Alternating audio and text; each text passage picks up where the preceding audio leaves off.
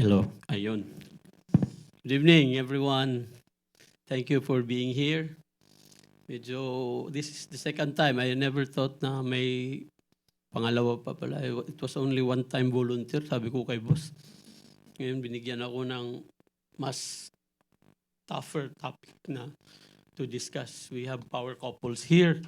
Nakakakaba. Anyway, yun nga, for this month's series, medyo talaga, it's all about sex and commitment. Tonight, we're going to talk about sex without a covenant is a spiritual theft. Pagnanakaw din pala. I wish Attorney Chris was here. Would like to ask if this would cover the Republic Act 9262. Violence again. So do not take away what you are not willing to cover. So this is something really tough to discuss. Quite honestly, of all the subject to discuss about this thing is something I'm not really comfortable talking with. For me, it's something very personal, and the intimacy is always between me and my wife discussing about it. I'm not really fun. But then what we are trying to achieve here is to talk about this in a context within the Bible, within the kingdom's principle. So, yun nga. Sabi dun, do not take what you are not willing to cover. So, sabi dito that on every privilege that you will enjoy, there is a responsibility before it. So therefore, the privilege is only a product of that responsibility you took. So hindi not the other way around. So parang you are now entitled for that because you took the responsibility. So at first, that's the natural order of things, right? Now it says, let us be direct. The entry. The world says it's just sex, but the Bible never treats sex as casual act. So, sex is not just physical. It's not just a pleasure to be enjoyed.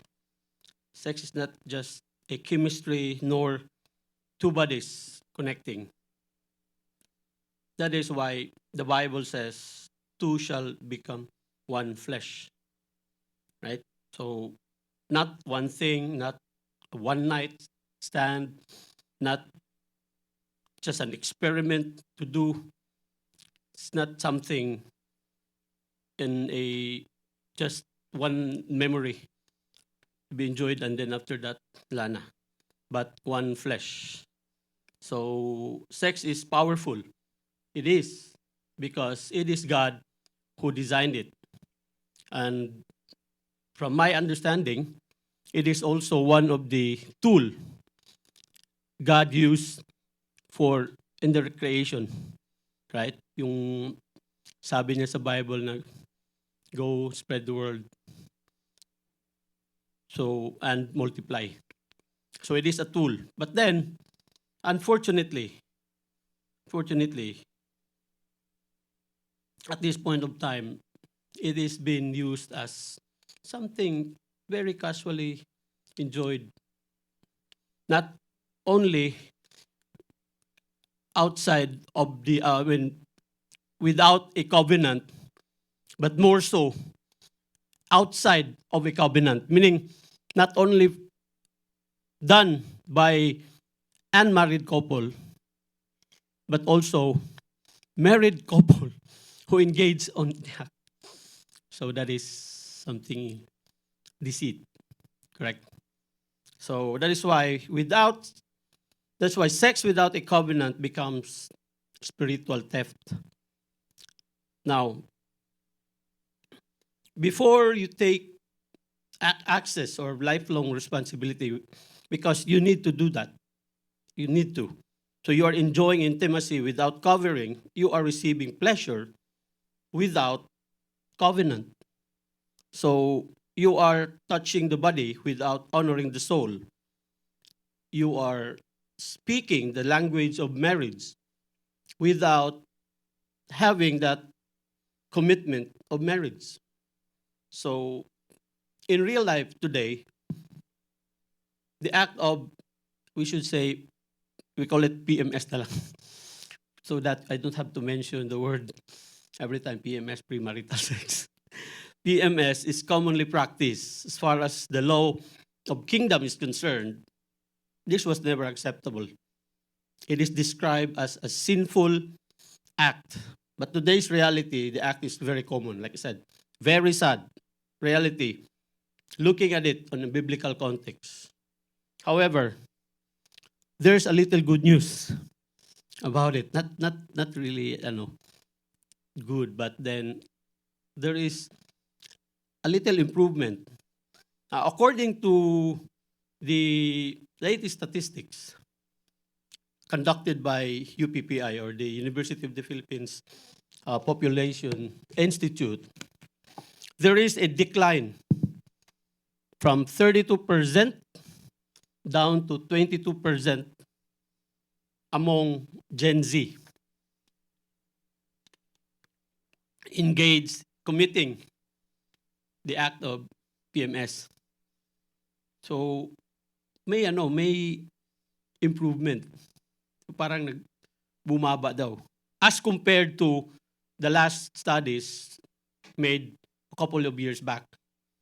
So, well, perhaps this generation has realized, but that doesn't mean that the current studies, that the respondents are new, na they're not engaged. It could also be possible that some of those respondents from that survey are the ones answering the same survey the past 2 years. But then, on their current relationship, perhaps, they have realized or somewhat na mali. So that is why there is a decline. And perhaps the younger ones na hindi na rin. So I hope that it would continue, the trend would continue. Because that is also a very serious problem the society is facing nowadays. Right?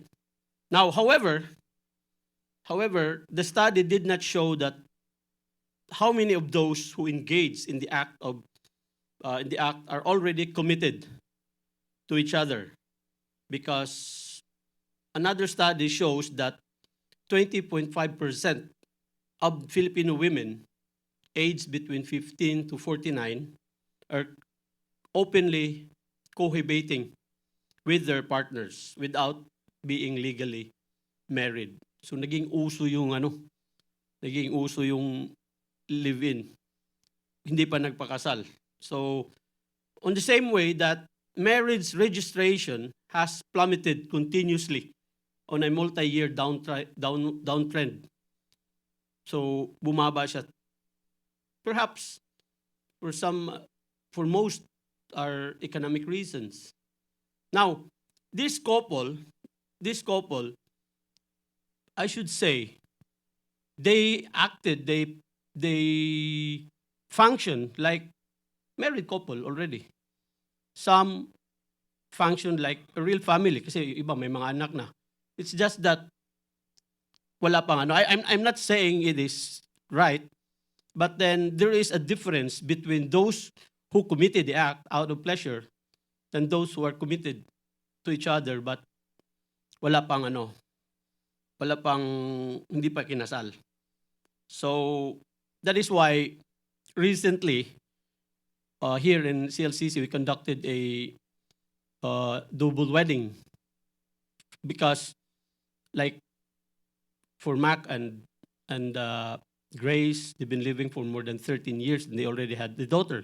Same is true with Carl and Althea. Then it doesn't mean na though they are living na kulang pa sa blessing, wala pang kasal, but they function, like I said, they function the way a family should be. They serve the Lord. Carl is a devoted servant sa music ministry. Mac is also a devoted, practicing, soon to be a preacher. At home, he conducted weekly Bible studies. So, yun lang kulang. So, perhaps the commitment is there because nandiyan na sila eh. Ang kulang was the blessing of the Lord through marriage. So, yun yung parang pagkukulang. Parang kanta lang ni Bon Jovi ba, no? Sabi niya, living in sin. Is it just you and me? Or just the world we live in? We're living for love. They call it living in sin. So they love each other, but then since they're not married, so parang living in sin parang daw yung tawag niyan. So that's it. Now, 1 Corinthians chapter 6 verse 16 says, "Do you not know that he who unites himself with a prostitute is one with her in body? For it is said that the two will become one flesh." So, kaya pala siguro sinabi ni Spice Girls, no? To become one. Because tonight is the night to become one. Anyway, what Apostle Paul was trying to teach us here is that sexual union is never meaningless. Even when people try to make it casual, the spiritual reality remains. That it joins, sex joins, it creates bond, it connects, and that is why it must be protected by the covenant, not outside of it. Therefore, I should say that in my own point of view, as long as there is a commitment, this couple should also try their very best to make marriage part of their priority. Like I said, a lot of those are considering the economic side, the financial aspect of it. That is why it is also very good for organizations like CLCC and even other government or other religious organizations doing the same practice, encouraging those who are under their flock to get married.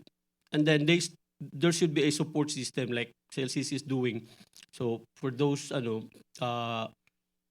have that consideration of the financial aspect. So if there are organizations like CLCC is supporting it, then the more so pwedeng the next statistics would show a decline for those couple who are in living together without marriage. So that would be a very good move to do. That would be a very good advocacy to do. Okay? Now, because as soon as I believe, in my opinion, I believe that as soon as the couple would realize and decide to get married, I think the blessings would flow more. I'm not saying they're not blessed, but then within the context of marriage, I think the blessings would flow more. There will be more blessings flow. Important thing to remind, sex is a covenant access, not casual access. When there is no covenant, there is no spiritual covering.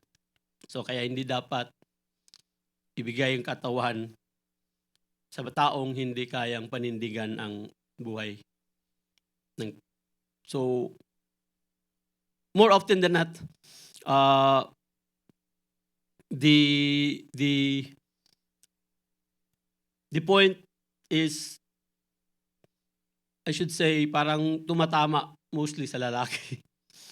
I have to be biased in this because for me, I should say it's always the men most of the time. So for those na I'm talking about for the ladies, if somebody who's trying to have access to your body without di kayang panindigan yung buhay mo, stay away out from it. Okay? Point number 1. Sex was designed for covenant, not for consumption. So, the world teaches people to consume, to use people, to enjoy people, then leave afterwards, replace people. But God did not create sex for consumption. God created it for the covenant. And the covenant says, I will not only touch your body, I will cover your life. Covenant says, I will not enjoy you, I will honor you, nor I will not desire only for you. I will be responsible for you. Okay? So, in Genesis chapter 2, verse 24, says, that is why a man leaves his father and mother and is united to his wife, and they become one flesh. So, before sexual intimacy, there is a covenant of commitment. There should be. So, meaning, like what Sir Noel was saying earlier, that intimacy did not start it from bedroom. Nagsimula siya in God's order. And the order of God is leave, cleave, then become one flesh.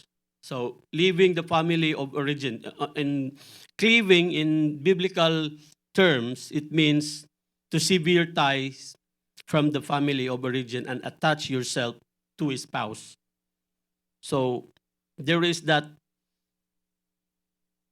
is the proper order of God. Merong responsibility, there is a covenant before enjoying the, I should say, benefits of God's design.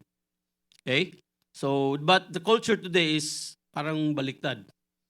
What happened right now is one flesh muna, commitment later, covenant maybe, perhaps, responsibility is optional, and that is dangerous because when you take covenant without, when you take covenant pleasure without covenant responsibility, you are misusing something very sacred because it is designed to be sacred. Hindi pwedeng kunin yung benefits ng marriage habang iniwasan mo yung responsibility of marriage.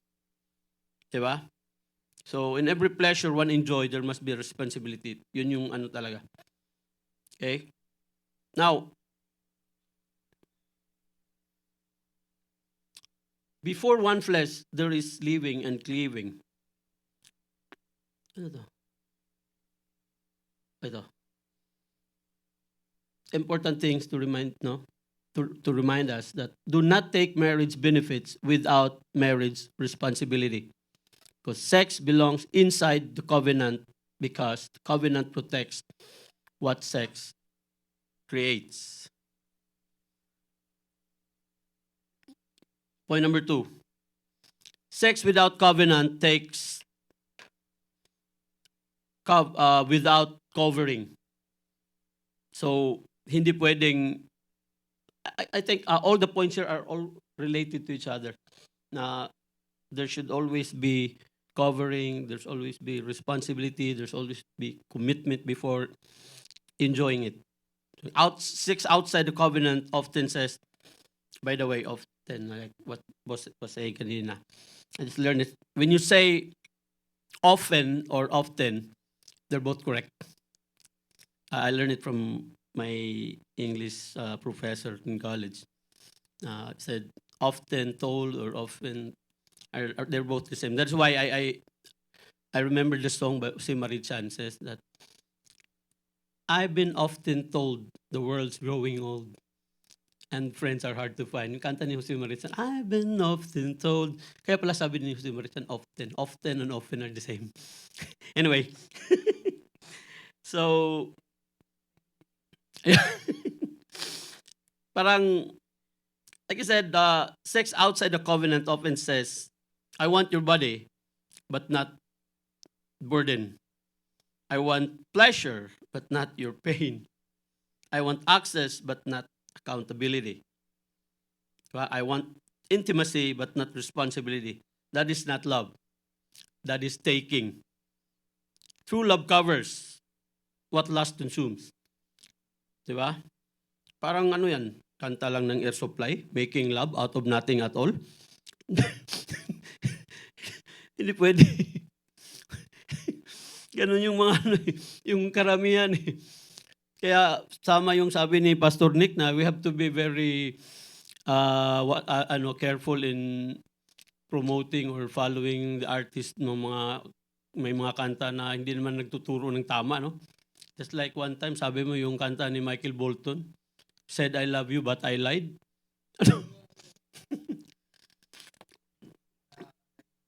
Oo. Making love out of nothing. Anyway, so 1 Thessalonians 4, verse 3 to 5. It is God's will that you should be sanctified, that you should avoid sexual immorality, that each of you should learn to control your own body. So, God's will is not sexual confusion.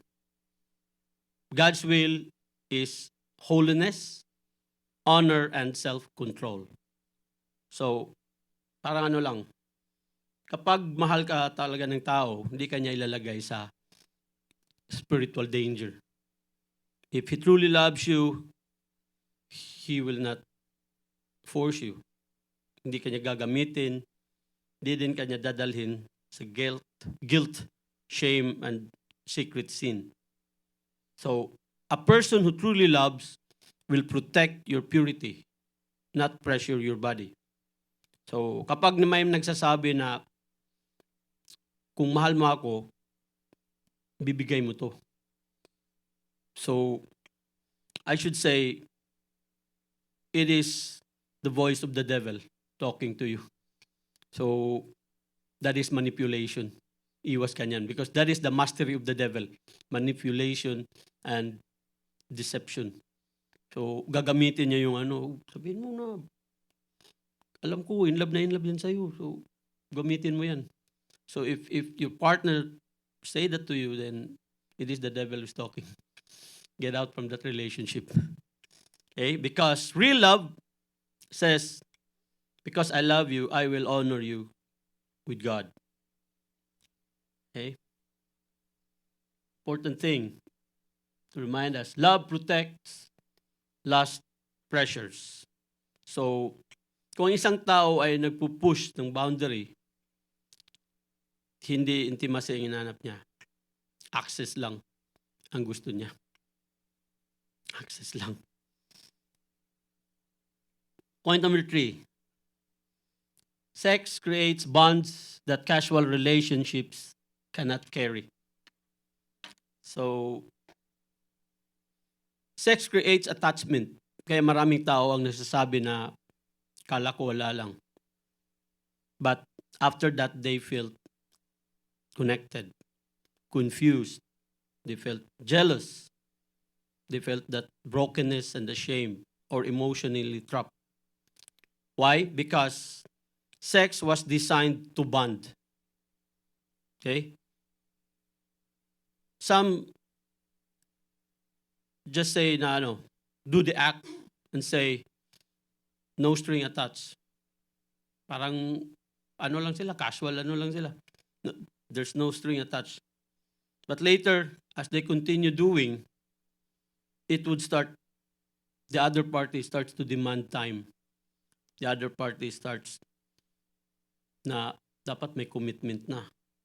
Now, the problem is, when they're both doing it at first na, Kala ko, no string attachment. Di ba? So,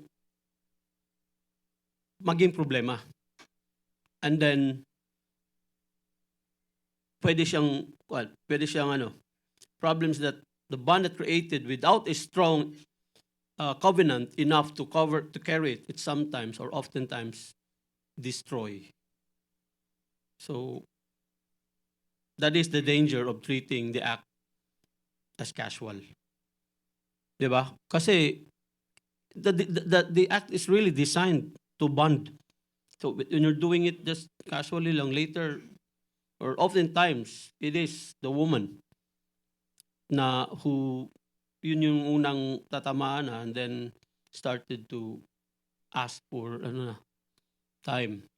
E paano kung the partner is married?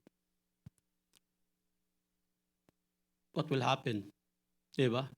So kung sabi mong, I don't want to be tied to anyone's string, kanta lang din yun. Kanta din yun ng Depeche Mode. I don't know if you heard the band in the 80s, yung mga new wave band. May kanta silang Somebody, and then the titles, I don't want, there's a line there, says, I don't want to be tied to anyone's strings. Parang, so, hindi pwedeng ganun. Diba? Anyway, Matthew 19:6 says, so they are no longer two, but one flesh. Therefore, what God has joined together, let no one separate. So, sex is connected to oneness. And oneness was designed for marriage. Maraming tao na may parang confusion because they bonded with, parang meron silang soul confusion because they bonded with the wrong person that were not meant to become one with. So, kaya kahit tapos na yung relationship, may attachment pa rin. Kahit alam mong mali, may longing pa rin. Kahit nasaktan ka na, parang may tali pa rin. Diba? Because it really affects not just physically, it also affects the heart, the mind, the soul. It affects the future relationship also. In your next relationship. It could be traumatic, kaya yung iba takot na. Then, we've been talking about this, Pastor Nick, those unhealed people, merong bagong relationship, sometimes it would affect the new relationship because he's not or she's not healed from the past traumatic experience. Diba? So, maraming masisira. So, with that, kailangan niya ng healing, repentance, and renewal. So, the scripture also emphasized the importance of lifelong commitment to each other.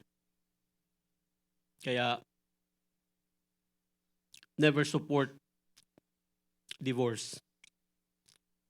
Diba? There are legislators who is trying to push for that divorce in the Philippines Act. I'm glad a lot are also trying to block that act. So it should not be passed because it's never for me and for us.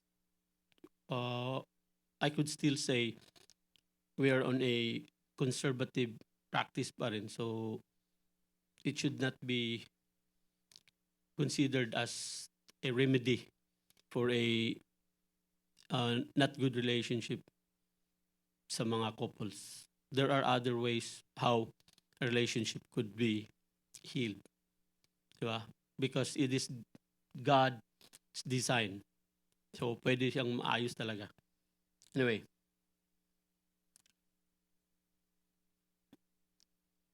Do not create a bond where there is no covenant.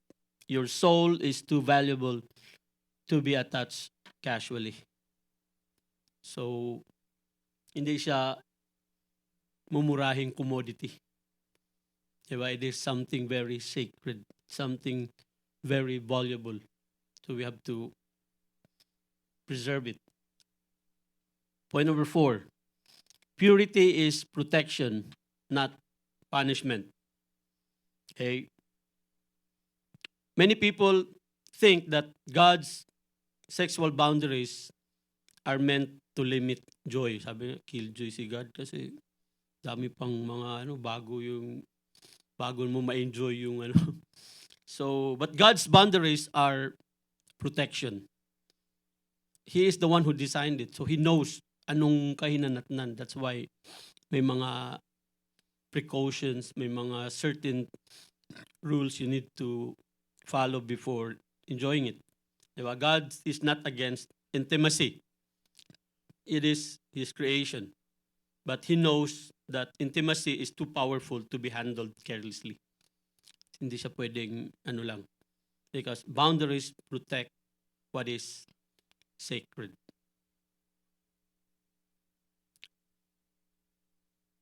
Proverbs 4:23 says, above all else, guard your heart, for everything you do flows from it. So, guarding your body is the same way you are guarding your heart, because heart and body is connected. Diba? Decisions are made mostly coming out of emotion. So that is why we have to guard your heart, so that we could be always watchful of the decisions we make, of the things that we do. So it's not easy, but then we have to be very conscious about it all the time. Okay? So hindi killjoy si God. Hindi niya sinabing wait because He hates the pleasure. He says wait because He understands the design, because He is one who created it. So kapag ang sex ay ginagamit outside of the covenant, meaning there would be a lot of things na masisira. The trust, purity, peace, your identity, again, your future, intimacy, spiritual confidence. Kasi pwedeng bababa yung spiritual confidence mo kasi feeling mo makasalanan ka. Kaya hindi ka na magsisimba, hindi ka na tumatawag kay God. Kasi feeling mo, nahiya ka na. So, kaya purity, hindi siya punishment, because God's design, His prevention is protection. Okay? God is protecting your heart, your future, your marriage, your calling, and your relationship with Him. Okay? Important thing. God's boundaries are not rejection. They are protection.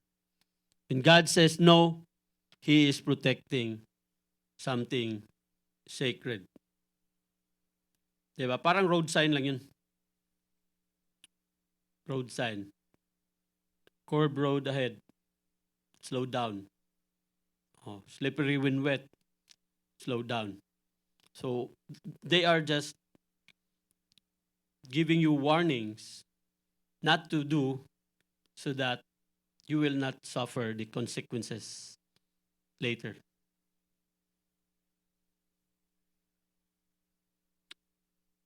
Point number 5. Grace can restore what sin has damaged. It is. The message is not meant to condemn. Many people have sexual past. Some are like I said, some are very traumatic. Some made wrong choices. Nagkamali. Diba? Sabi nila na you did it once, nagkamali ka. Twice, you fall in love. 3 times, bisyo na yan. Revival. Anyway, like I said, I'm not condemning. Like I said, God is always is really forgiving. I'm just kidding. Now, like I said, some were manipulated, some were abused, some were pressured, some were deceived, some are carrying shame silently. But hear this very clearly. God can heal sexual brokenness. God can cleanse shame. God can restore purity of the heart. God can break ungodly attachment. He can even renew your mind, and you can redeem your future. So at the end, I'm not trying to encourage or trying to portray na pwede lang pala. Kasala, anyway, meron namang ano eh. Meron namang healing, meron namang forgiveness. Kaya nga, we're trying to correct, we're trying to educate people about this because this is something a lot of us is guilty of doing. Kami tayong mga pagkakamali. Guilty din tayo. But I stood and made it correct, boss. Anyway, I took that responsibility. And we're now 34 years of marriage. So I made wrong choice. But like I said, at the time I was only 22. And I took that courage na since dapat I have to be panindigan ko and I have to do it. I don't know what the future would bring, but I just stood up, took that responsibility, and with God's grace, 34 years, we now have 2 grandchildren. So I'm not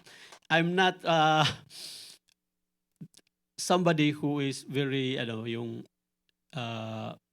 should say spiritual person or biblical. Hindi. Tulad ng sinabi kay boss, sabi nga ni boss dati, pwedeng nakachamba na you don't know it.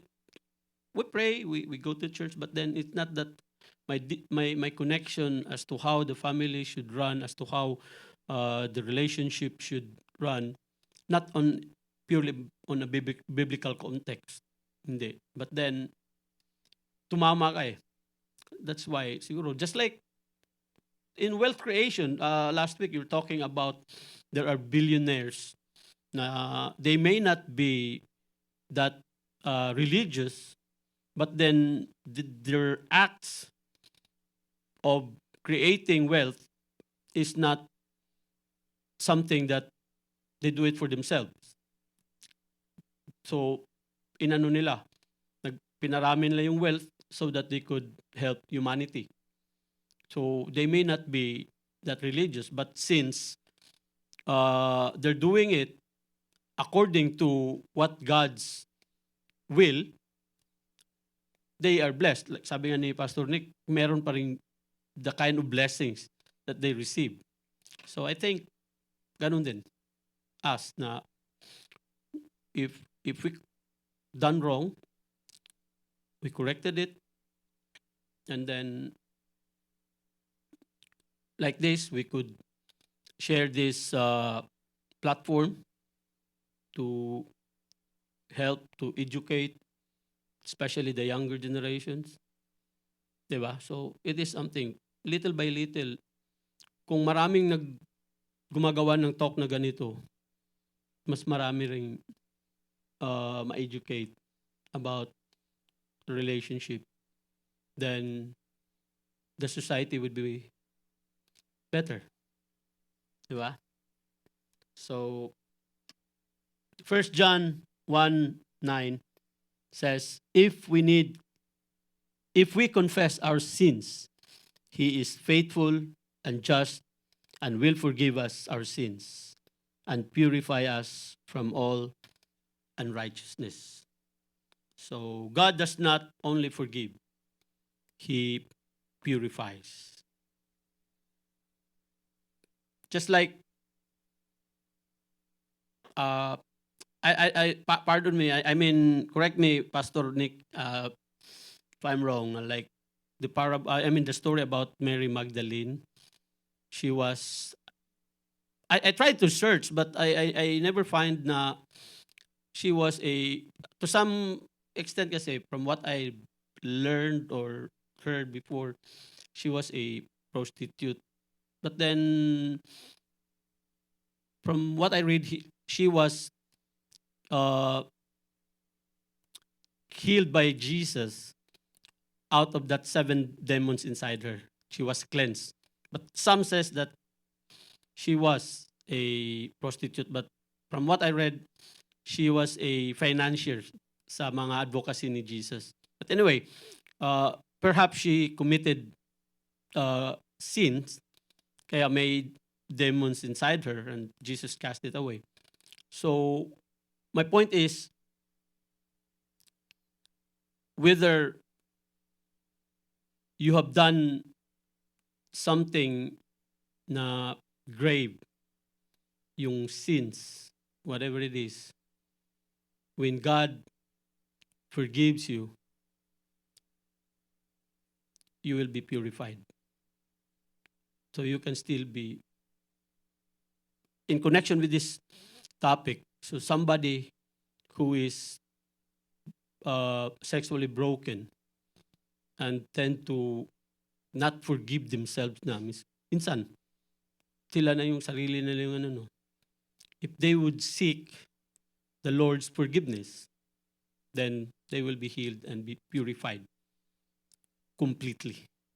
So parang bumalik siya sa dating design niya. Diba? So, kaya kung may past, hindi ibig sabihin na wala ka ng future. Kung may pagkakamali, hindi ibig sabihin na tapos na yung calling mo. So, kung nadumihan ng story mo, kaya kang linisin ni God. Ibig sabihin nga, kaya lang linisin yung ano nila eh. Yung may mga actor sila, yung mga talent silang may mga maling nagawa. It does not define who they are. They committed it on their younger days. But then, it's not that kind of person they are na. So, that's why meron silang ginagawang to cleanse. And then, hindi yun pagtatakip, hindi yun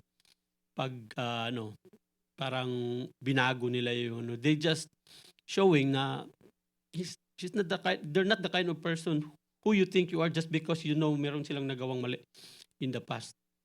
Because they deserve the public's I should say positive outlook, or the way they look, the public look at them. Kasi just like us or everyone else committed sin. Diba? So, healing begins with honesty.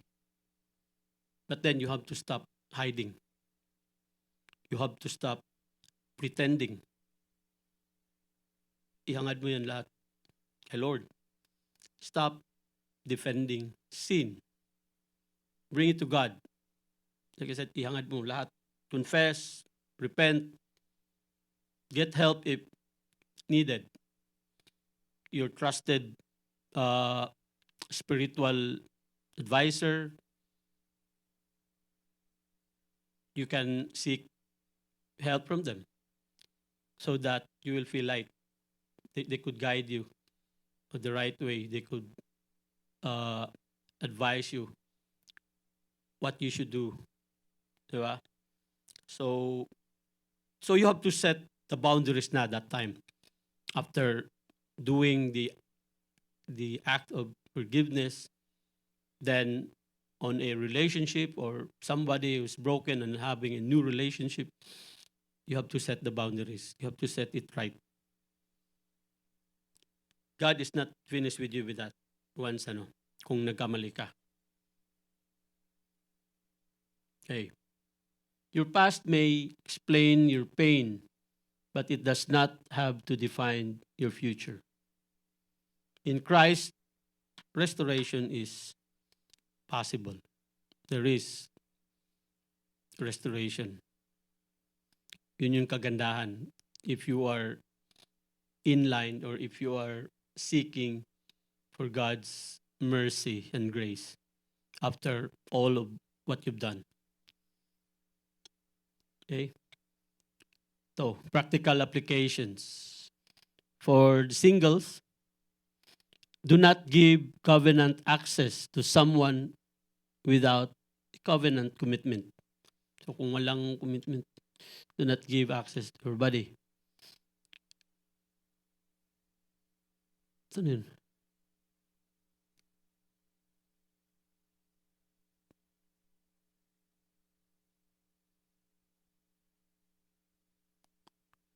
Where am I?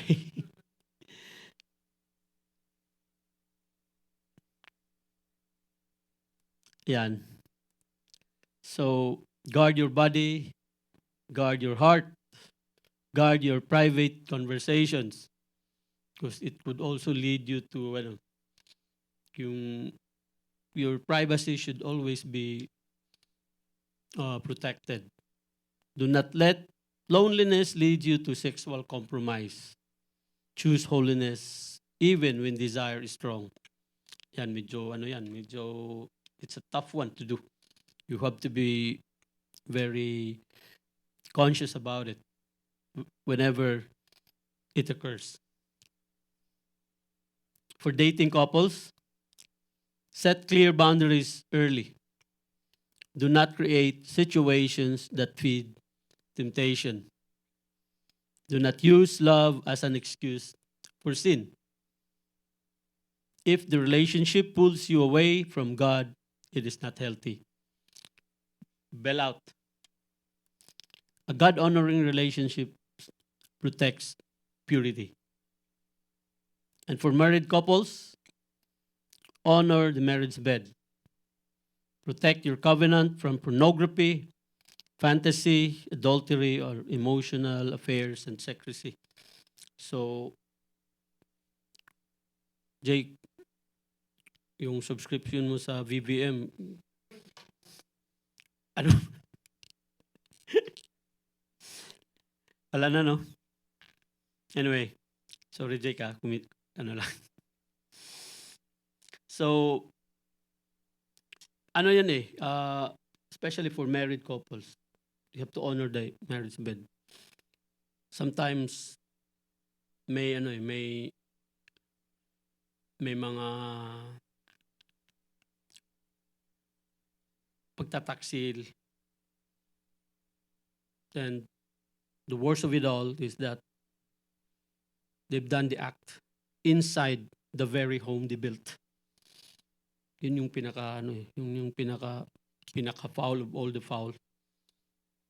Nagkasala ka na nga, tapos doon pa sa bahay. Di ba? So, always protect the marriage bed.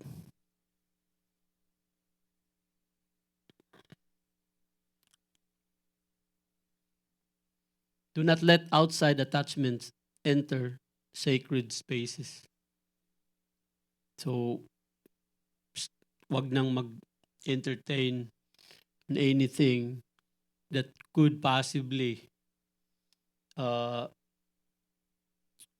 make your sacred space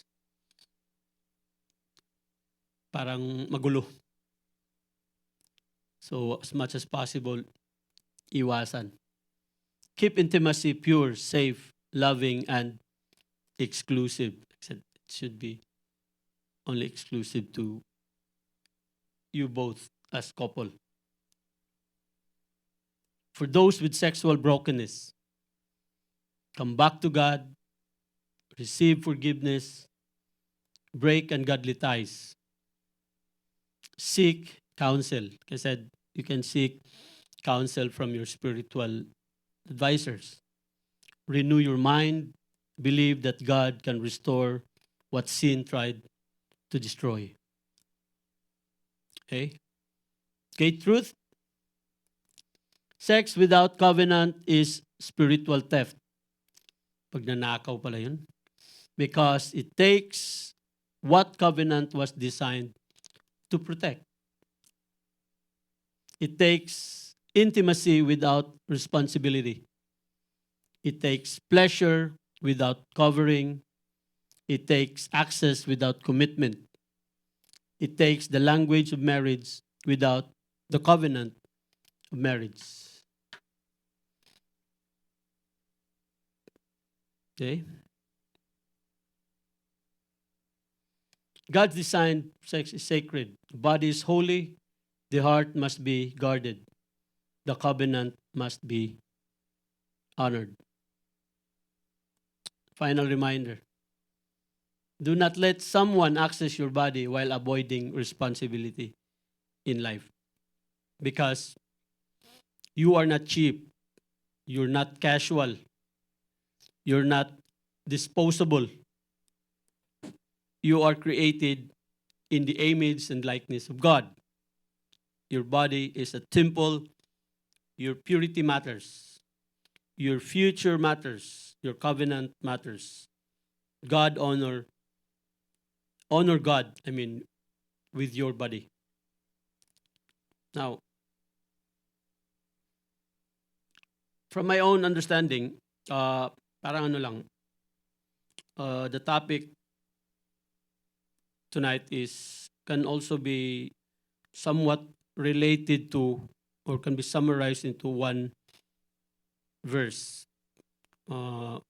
Ephesians 5:27, which states that, and to present her to himself as a radiant church, without stain or wrinkle or any blemish, but holy and blameless. So that is why one must protect purity. Di ba? So that, because the marriage, your wife is likened to God's relationship to his church. And it should be presented without stain, without wrinkles, without blemish. So the verse emphasized the importance of presenting one's wife in a state of holiness and blamelessness. Tama ba, Pastor? So, declaration. You have to say this aloud all together. In 3, 2, 1. I declare that my body belongs to God. I will not treat sex as casual. I will not give covenant access without covenant commitment. I reject lust, pressure, manipulation, secrecy, and sexual compromise. I choose purity, honor, wisdom, and self-control. If I have fallen, I will return to God. If I am wounded, I believe God can heal me. If I am tempted, I will choose obedience. My body is holy, my heart is guarded, my future is protected, my sexuality belongs under the lordship of Jesus Christ. In Jesus' name, amen. Thank you.